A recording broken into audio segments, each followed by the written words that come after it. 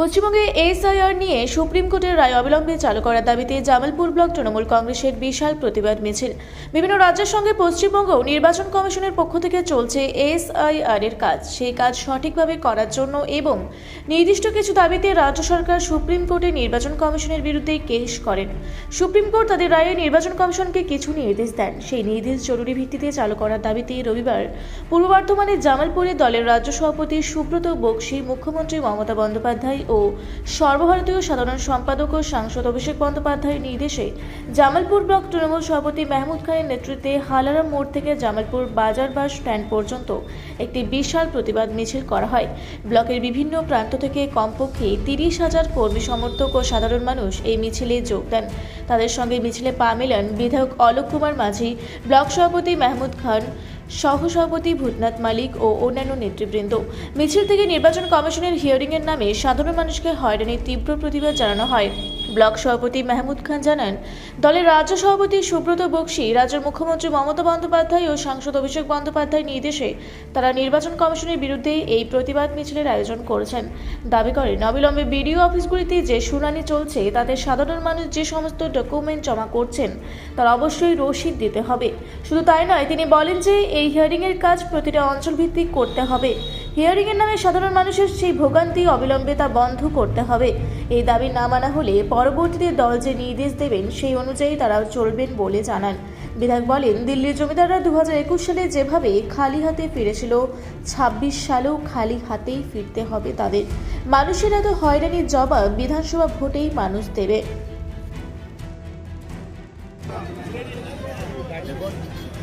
এসআইয়ের বিরুদ্ধে আমরা নই, তার সময় সাপেক্ষে তোল 2 বছর যেটা লাগে 3 মাস সময় দিয়ে সাধারণ মানুষ বিজেপি কৌশলে নির্বাচন কমিশনকে দিয়ে আজকে মানুষকে হ্যারাসমেন্ট করা হচ্ছে।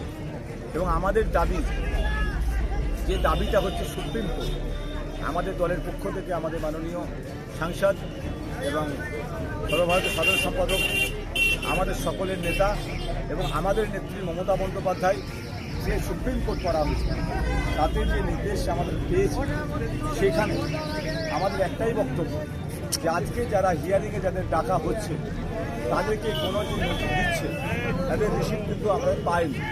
তো আমাদের দাবি, যখন ইলেকশনের সময় তখন যে বয়স্ক 70-80 বছর বয়স তাদের বাড়িতে গিয়ে যখন নির্বাচন কমিশনার ভোট নেওয়া হচ্ছে, তার এইখানে হিয়ারিংয়ের সময় তাদেরকে বাড়িতে গিয়ে কেন নেওয়া হবে না?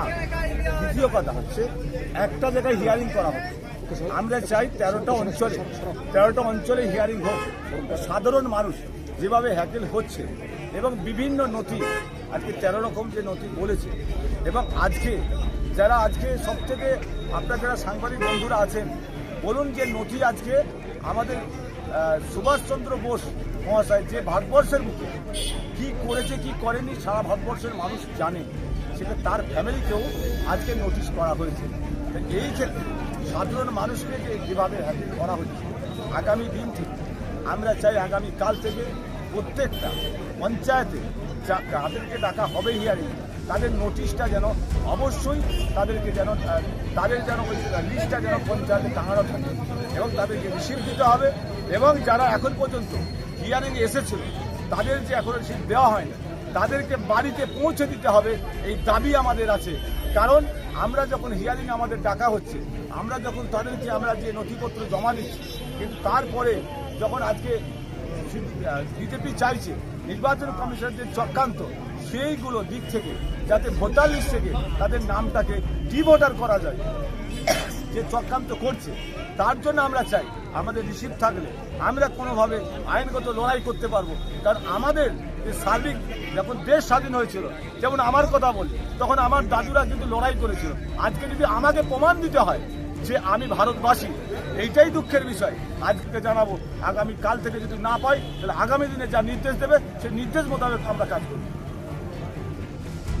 কালকে আপনাদের সাংসদ অভিষেক বন্দ্যোপাধ্যায়ের যে ভার্চুয়াল মিটিং, সেখান থেকে নির্দেশ এবং এই অল্প সময়ের ব্যবধানে আপনার বিধানসভা এলাকায় এক বিশাল মিছিল আমরা দেখলাম, কি বলবেন? কি ধরনের প্রতিবাদ আপনারা করতে চাইছেন? দেখুন, আজ জাতীয় ভোটার দিবস 25শে জানুয়ারি।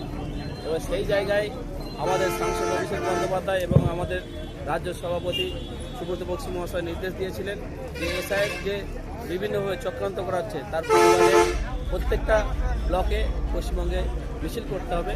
তাই শর্ট নোটিশের মধ্যে জামালপুর বিধানসভার অন্তর্গত জামালপুর ব্লকে সম্মানীয় আমাদের সভাপতি মেহবুব খানের নির্দেশে আমাদের 13টা জিপিতে প্রায় 22 থেকে 25,000 মানুষ একযোগে এই প্রতিবাদ মিছিলে সামিল হয়েছিলেন।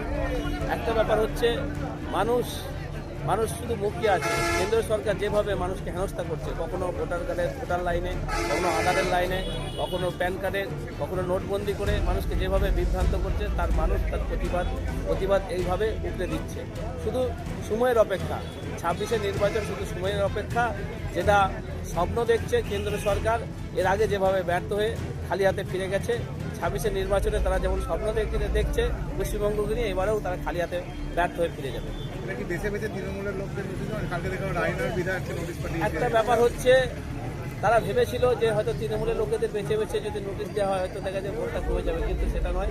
স্বাভাবিক মানুষকে, প্রত্যেকটা মানুষ মানে বিরক্তে একটা লাইনে, আপনারা যদি দেখেন যেভাবে লাইনে মানুষ দাঁড়িয়ে আছে, একজন মানুষ ওনার স্ত্রী অগ্নিদগ্ধ হয়ে গেছে এবং উনি সেই লাইনে দাঁড়িয়ে আছেন, তাতে করে যাতে করে তাড়াতাড়ি করে ওনার এসআইআরটাকে মানে ওই হেয়ারিংটা করে দিয়ে যাতে করে হসপিটালাইজ করতে পারে। সেই রকম সদ্য বাচ্চা হয়েছে, বাচ্চাকে নিয়ে লাইনে দাঁড়িয়ে আছে।